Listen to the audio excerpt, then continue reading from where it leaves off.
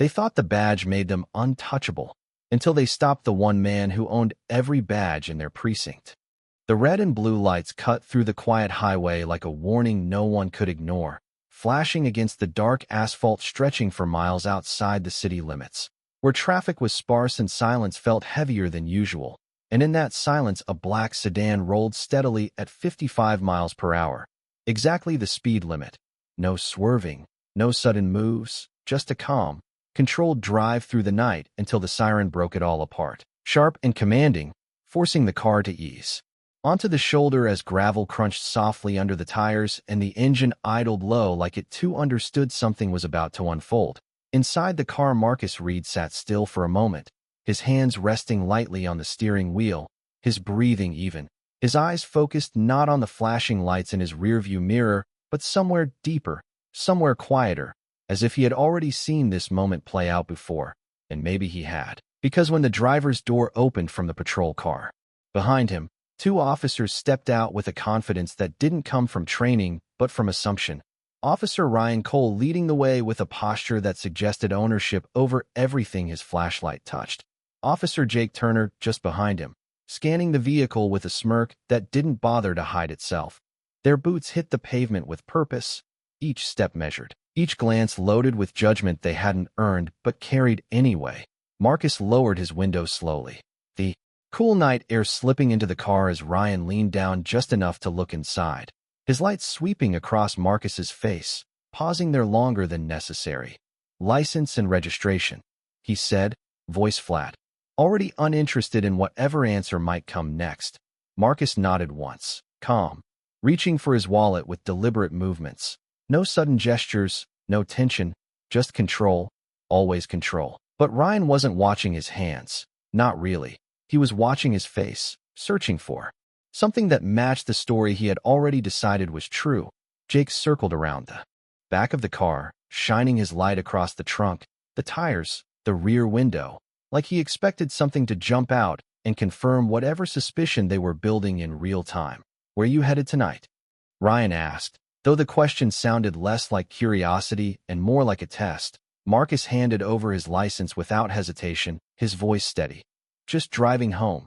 Simple, direct, nothing extra. But something about that calmness seemed to irritate Ryan more than resistance ever could, because silence like that didn't give him anything to push against. And yet he pushed anyway, glancing at the license, then back at Marcus, then back again, like he was waiting for the card to tell him a different story. "Step out of the vehicle," he said after a beat, the words hanging in the air longer than they should have. And for a moment, everything felt still. The highway, the lights, even the distant hum of the city miles away. Marcus didn't argue, didn't question. He simply opened the door and stepped out into the flashing glow, his posture straight, his expression unreadable, as if he wasn't standing on the side of a dark road being treated like a suspect, but somewhere else entirely, somewhere above it all.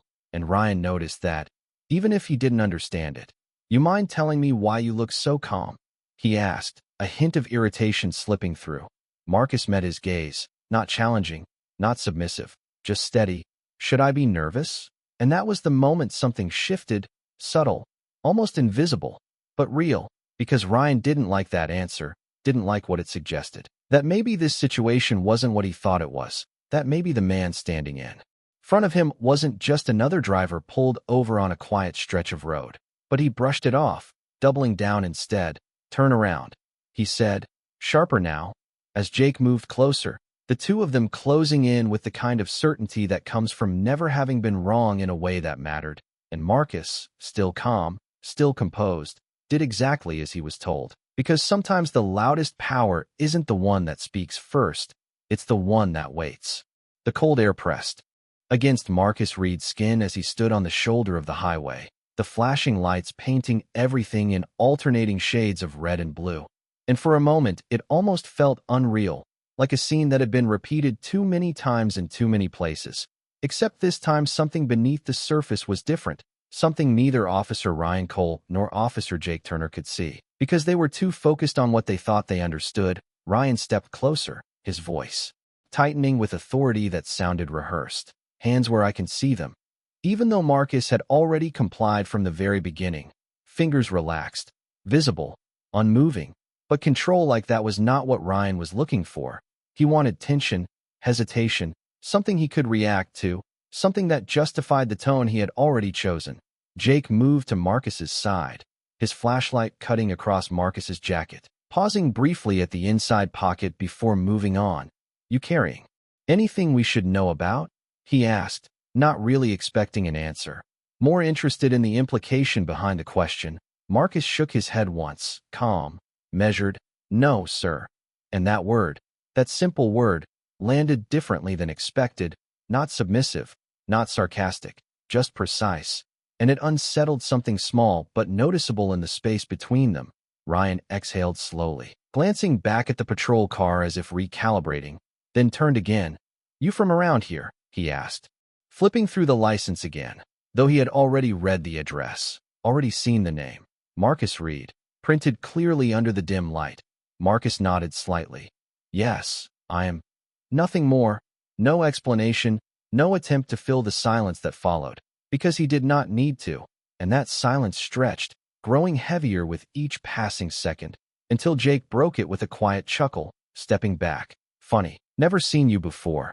And Ryan added, almost immediately, "Yeah, people who belong here do not usually get pulled over like this." And there it was, not said directly, but clear enough to hang in the air, and Marcus heard it, understood it, but did not react, not outwardly.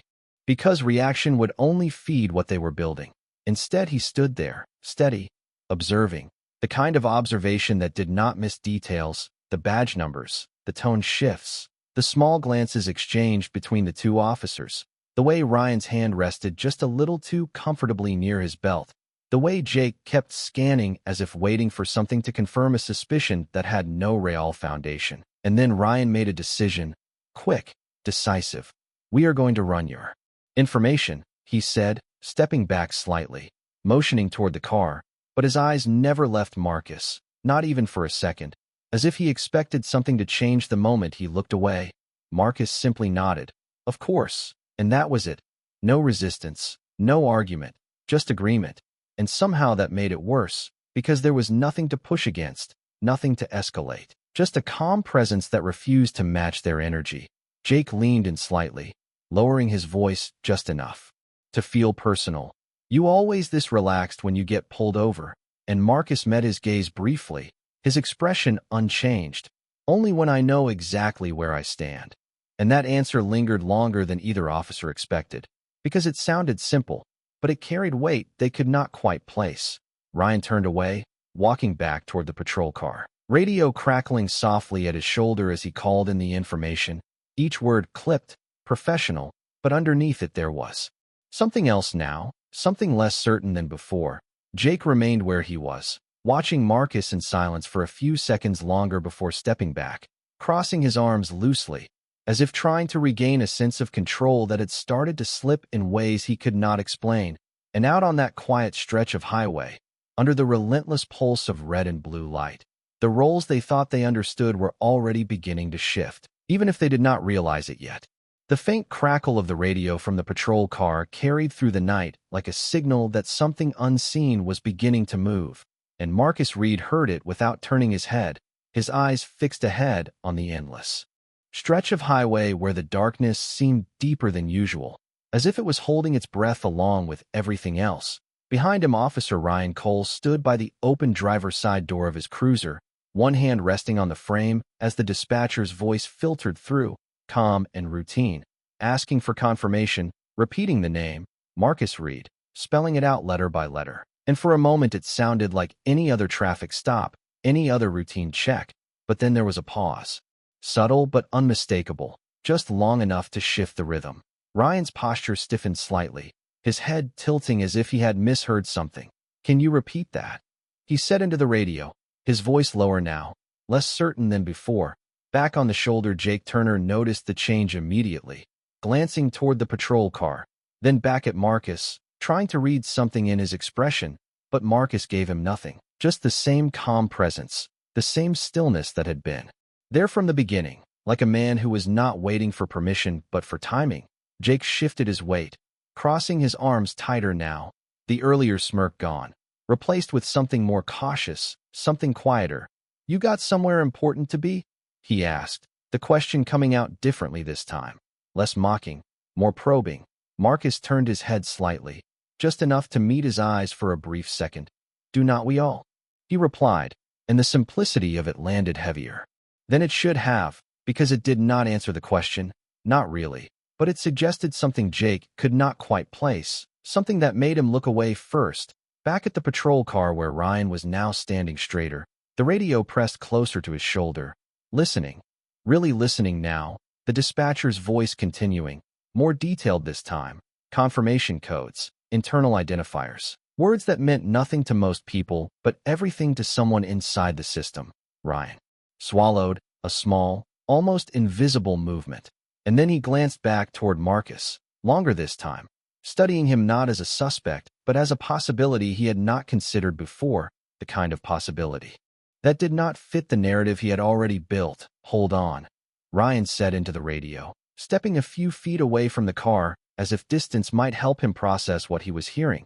Jake took a step closer to Marcus again, but slower now, more measured. "Something wrong?" he asked, though it was clear he was not asking Marcus. He was asking the situation itself, asking the silence that had begun to grow between them. Marcus did not respond immediately. Instead, he looked past Jake, toward the patrol car, toward Ryan, and for the first time there was the faintest shift in his expression, not a smile, not satisfaction, just recognition, like a man watching a clock reach the exact second he had been waiting for. "Nothing is wrong," Marcus said finally, his voice even, controlled. "Everything is just becoming clear," and that word, clear, seemed to echo in the space around them, because at that exact moment Ryan lowered the radio slowly, his grip tightening just slightly as he turned back toward them, his steps no longer confident but careful, calculated, as if each one carried weight he had not anticipated when he first stepped out of the car. The flashing lights continued to pulse, casting sharp shadows across the scene, but now those shadows felt different, longer, heavier, stretching in ways that suggested the balance had already begun to shift. Jake noticed it too, even if he did not understand it. The way Ryan's expression had changed, the way his eyes no longer held the same certainty. "What is it?" Jake asked, his voice lower now, almost cautious. Ryan did not answer right away, his gaze fixed on Marcus as if seeing him for the first time, not just as a driver on the side of the road, not just as a name on a license, but as something else entirely, something that had been there all along, hidden in plain sight, waiting, and in that moment, without a single raised voice, without a single aggressive move, the entire situation began to turn, not loudly, not suddenly, but inevitably, like a truth that could no longer stay buried once it had been spoken aloud. Ryan Cole stopped a few feet in front of Marcus Reed, the distance between them now carrying a weight that had not been there minutes ago, and for the first time since the stop began, he did not speak immediately, his eyes scanning Marcus with a different kind of focus, not the quick judgment from before, but something slower, more deliberate, like he was trying to piece together a puzzle he had not realized he was solving. Jake Turner looked between them, sensing the shift without understanding it. "Ryan, what is it?" he asked again, but this time there was no edge in his voice, only uncertainty. Ryan exhaled quietly, glancing down at the license still in his hand before looking back up, and when he spoke, his tone had changed, stripped of the earlier confidence. "Dispatch confirmed the name," he said, each word measured, careful. "Marcus Reed," he repeated, as if saying it again might make it mean something different, but it did not. It only made it clearer. Jake frowned slightly. "Yeah, that is what it says," he replied, still not seeing what Ryan was seeing, still holding on to the version of the situation they had started with. But Ryan shook his head almost imperceptibly, his grip tightening on the card. "No," he said quietly, "that is not all it says." And that was when the silence deepened again, stretching out across the highway, filling the space between all three men. Marcus stood exactly as he had before, calm, composed, his posture unchanged. But now there was something else in the air around him, something that did not need to be announced, something that did not need to raise its voice, because it was already there, already understood on a level that did not require explanation. Jake shifted his stance, his earlier ease gone completely. "Then what are you talking about?" he asked, and Ryan hesitated for a fraction of a second, just long enough to reveal that whatever he was about to say mattered more than anything that had happened so far. He is not just in the system, Ryan said, his voice lower now, almost controlled to the point of restraint. He is flagged. Jake blinked, confusion crossing his face. Flagged for what? And Ryan looked at Marcus again, really looked this time, not at his clothes, not at his car, but at him, the way he stood, the way he had not once raised his voice, the way he had answered every question without hesitation or fear, and suddenly all those details that had seemed insignificant before began to align. Command level, Ryan said finally, the words landing with quiet force. Jake's expression froze for a moment, as if his mind needed time to catch up. Command level? He repeated, slower, trying to process it. But even then he was not fully there yet, not fully understanding what that meant. And Marcus did not rush to explain it for them. He did not interrupt, did not correct. He simply stood there, letting the realization build on its own. Because real authority does not announce itself. It reveals itself when the moment demands it. Ryan swallowed again, the confidence that had defined him earlier now replaced with something far more cautious. Dispatch said any interaction requires immediate notification to command. He added, his voice steady but different, like he was reading instructions he had never expected to need. Jake let out a slow breath, his arms uncrossing without him even noticing. You are saying, he started, but the sentence did not finish, because the answer was already standing in front of him. Marcus shifted slightly then, not stepping forward, not stepping back, just enough movement to draw their full attention. And when he spoke, his voice carried the same calm control it had from the beginning. But now it held something else as well, something unmistakable. You pulled me over without knowing who you were speaking to, he said, not as an accusation, not as a threat, just as a statement of fact. And that fact settled over the scene heavier than anything else had. Ryan straightened instinctively, his posture adjusting before his mind fully caught up. Sir, he began, the words slipping out almost automatically, and Jake turned his head toward him sharply, the shift in address hitting harder than any explanation could have, because in that single word, everything had changed, the balance, the authority, the entire structure of the moment. And Marcus held their gaze for a brief second, not with anger, not with satisfaction, but with something far more controlled, something that did not need to prove itself, because it already had. The word hung in the air longer than it should have, quiet but undeniable, and once it was spoken there was no pulling it back, no reshaping it into something less significant, because sir was not just a word, it was a shift, a line that had been crossed without either officer realizing it until it was already behind them. Ryan Cole straightened fully now, the earlier edge in his posture gone, replaced with something more rigid, more controlled, like he was trying to correct a mistake that had already been made in full view of the moment.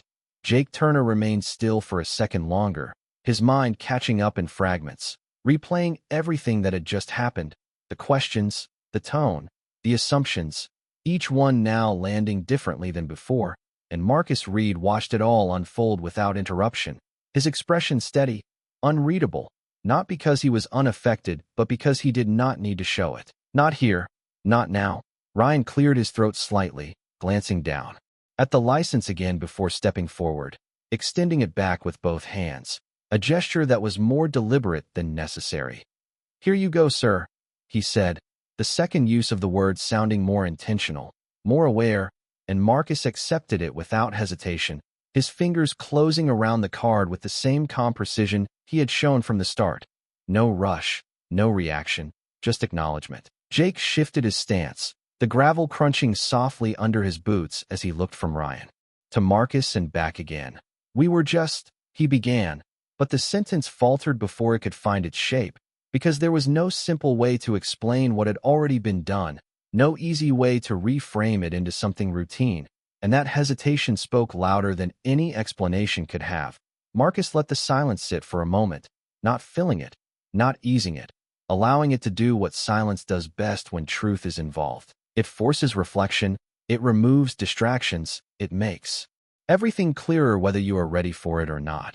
And then he spoke, his voice even, measured, carrying just enough weight to hold their full attention. Tell me something. he said, not raising his tone, not pressing, just asking, and both officers focused on him immediately, because the question felt different from the ones they had asked earlier. It was not about control, it was about understanding.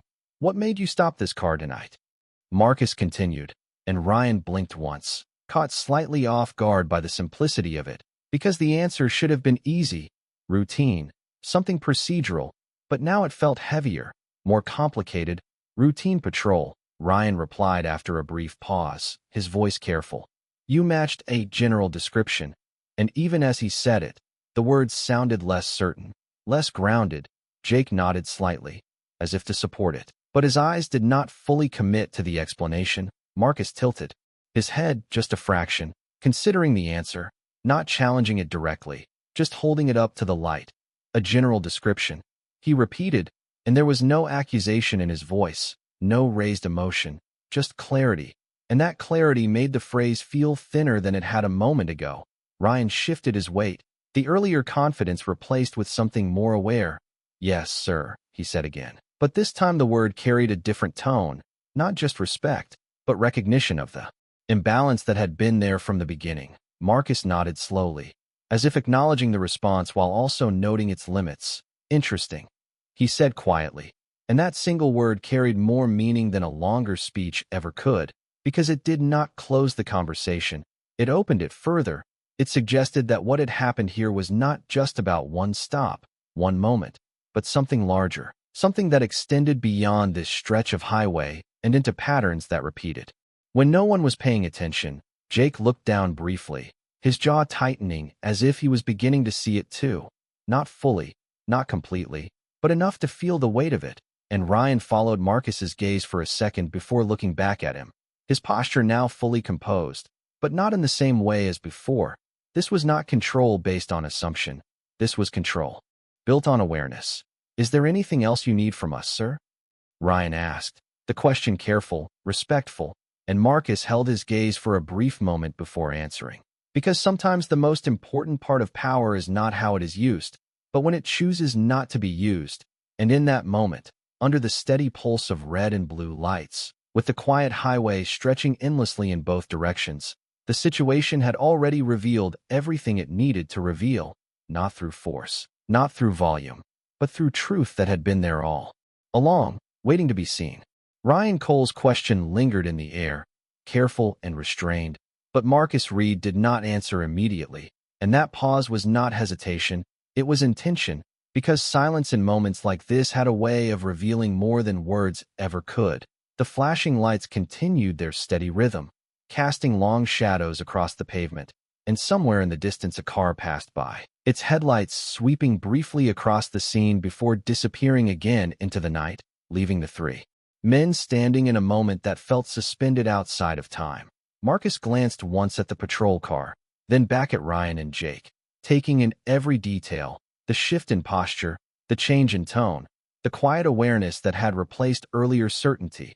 And when he finally spoke, his voice remained calm, but now it carried something deeper, something deliberate.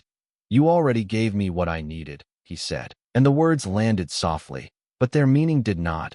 Ryan's brow tightened slightly, not in defiance, but in understanding that he had just stepped into something larger than a routine stop, something that had been unfolding long before this moment and would continue long after it. Jake looked between them again, the earlier confusion now giving way to a growing realization, not fully formed, but enough to shift the way he stood, the way he listened. Marcus continued, not raising his voice, not changing his pace. Tonight was never about a traffic stop, he said, and Ryan's posture straightened further, his attention fully locked in now, because those words did not accuse, they revealed. They pulled back a layer that neither officer had known existed. It was about observation, Marcus added, and that single word seemed to settle over the scene like a weight, because observation meant this moment had been seen, recorded, understood in ways they had not anticipated. Ryan glanced briefly toward the dash camera mounted in his cruiser, then back at Marcus, the implication clear without being spoken. Jake followed his gaze, his jaw tightening slightly as the pieces began to connect. The earlier casual confidence now replaced with a quiet recognition that this interaction had not been as one-sided as they had believed. Marcus took a slow breath, the night air cool against his skin. Grounding, steady. Tell me, he said again, his tone unchanged. If you had not run my name, if you had not heard what dispatch told you, would anything about this stop have changed? And that question did not come with pressure. It did not demand an answer, but it created one anyway, because both officers knew, even without speaking, that the answer was no, and that truth settled heavier than anything else had so far. Ryan looked down briefly, then back up, his voice quieter now, more honest than before. No, sir, he said, and there was no hesitation in it this time. No attempt to reshape it into something else, just acknowledgement. Jake exhaled slowly, his arms dropping to his sides, the earlier tension leaving him in a different way now, not replaced by ease, but by awareness. Marcus nodded once, not in approval, not in judgment, just recognition of the honesty in the answer. That is what matters, he said, and for a moment the only sound was the soft hum of the patrol car engine and the distant echo of the highway. Ryan shifted his weight again, but this time it was not discomfort, it was adjustment, like he was recalibrating how he stood, how he spoke, how he understood the role he carried. We can document this interaction properly, Ryan offered, his voice steady, controlled, but now guided by a different kind of awareness. Marcus met his gaze, considering the offer, and then he gave a small, almost imperceptible nod. You already have, he said, and Ryan followed. His line of sight once more to the dash camera, the reality of it settling in fully now. Every word, every tone, every assumption preserved exactly as it happened, unedited, unfiltered. Jake swallowed quietly, his eyes lingering on the car before returning to Marcus. Sir, we did not know, he said, and this time it was not an excuse, not a defense, just a statement. Marcus held his gaze for a brief moment, then answered, his voice calm, unwavering. That is the point. And those 4 words carried more weight than anything else that had been said, because they did not focus on what had been discovered. They focused on what had been revealed before the discovery ever happened. And in that moment, standing under the relentless pulse of red and blue lights, the lesson was no longer hidden. It was clear, undeniable, and it did not need to be enforced, because it had already been understood.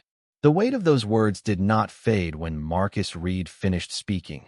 It settled deeper, pressing into the silence that followed, and for the first time since the stop began, neither officer moved to fill that silence, because there was nothing left to control, nothing left to steer, only something to face. Ryan Cole stood there with his shoulders squared but no longer rigid, his posture no longer driven by authority but by awareness. And that difference was subtle but undeniable. Jake Turner shifted slightly, glancing once more toward the patrol car, toward the dashboard camera that had been quietly recording everything from the very beginning, capturing not just actions but tone, not just words but intent, and that realization lingered in his expression.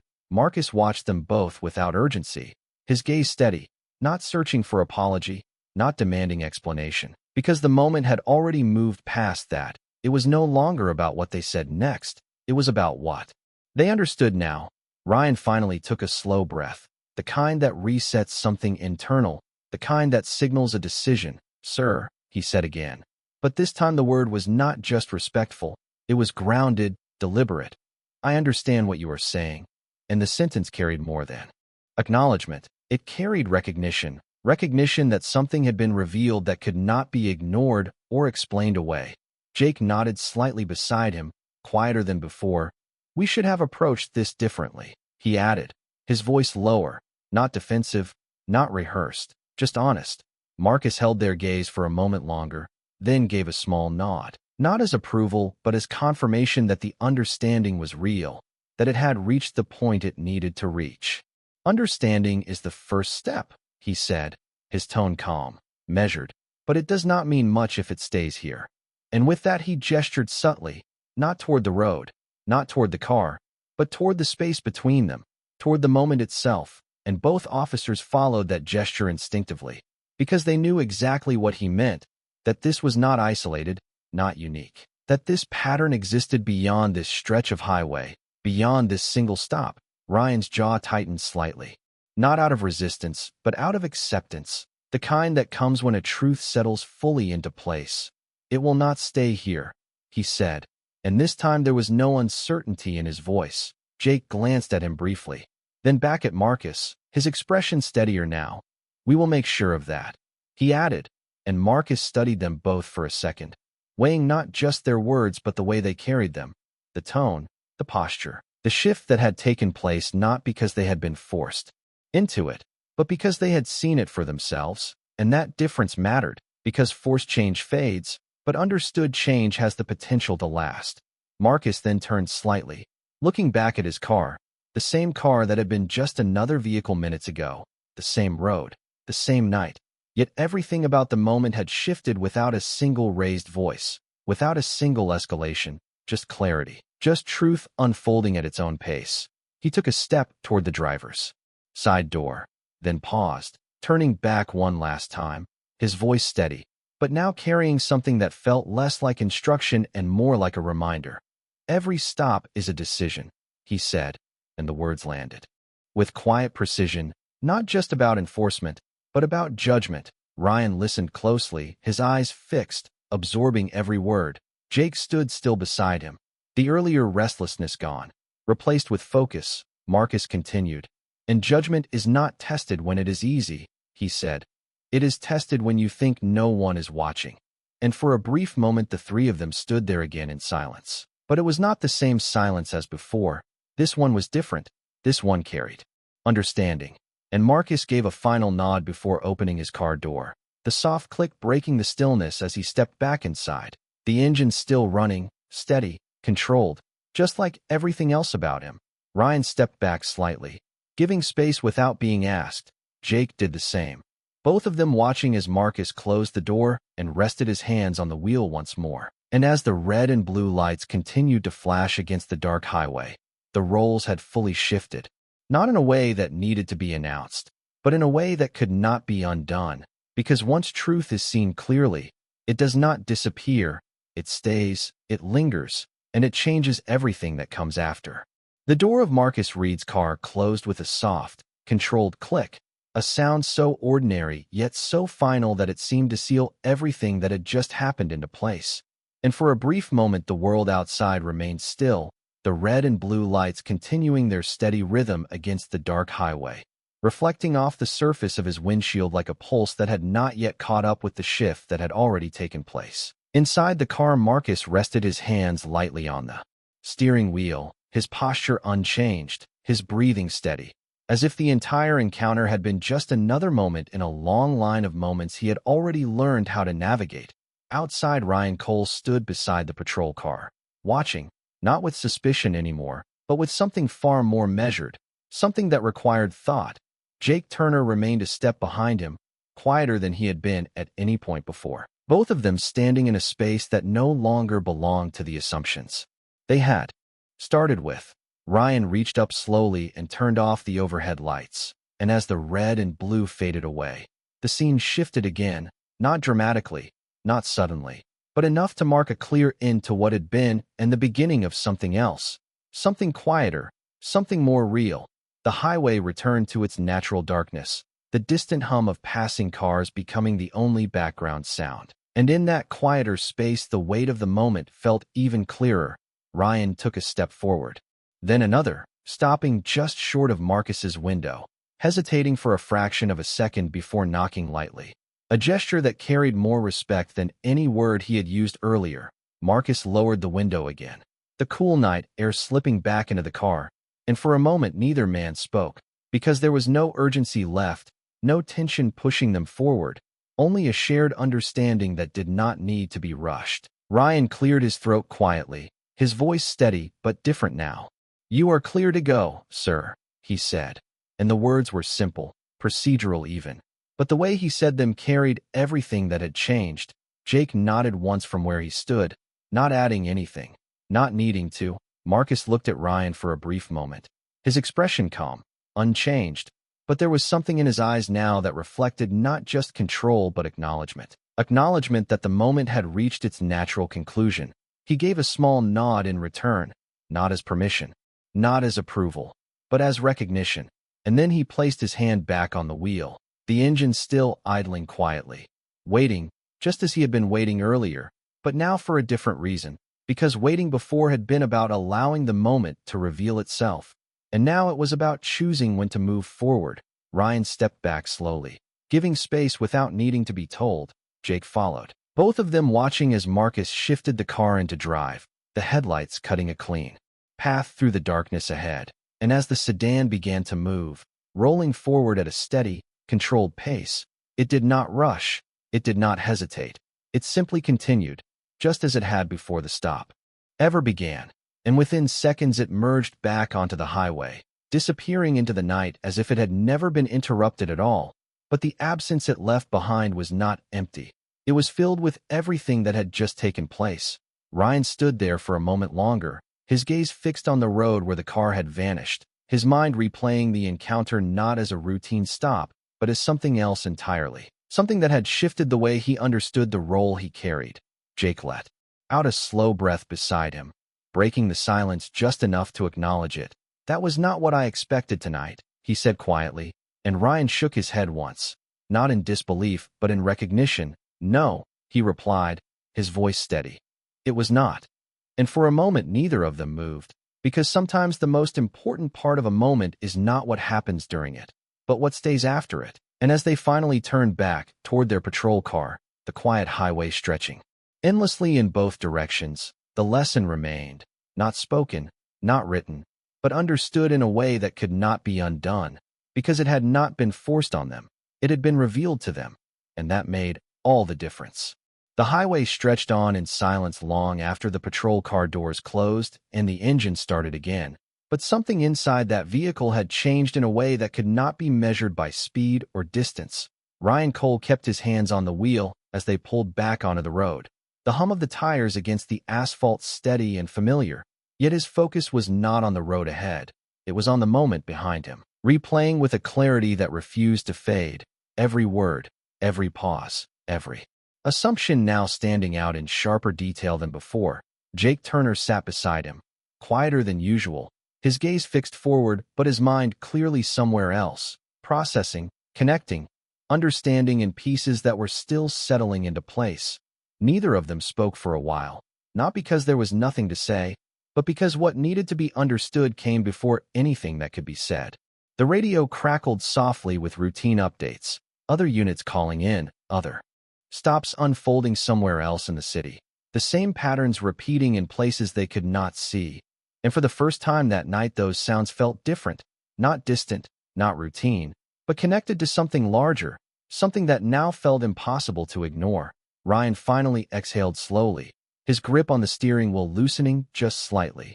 "We have done that before," he said, his voice low, not defensive, not uncertain, just honest. Jake did not look at him right away, but he nodded once, a small movement that carried agreement without needing words, because they both knew what he meant. Not the exact same situation, not the same person, but the same tone, the same assumptions, the same decisions made in seconds that shaped everything that followed. Ryan glanced briefly at the dash camera mounted above them, its small red light still on, still recording. A quiet reminder that what had happened was not just a memory. It was something that existed beyond them now.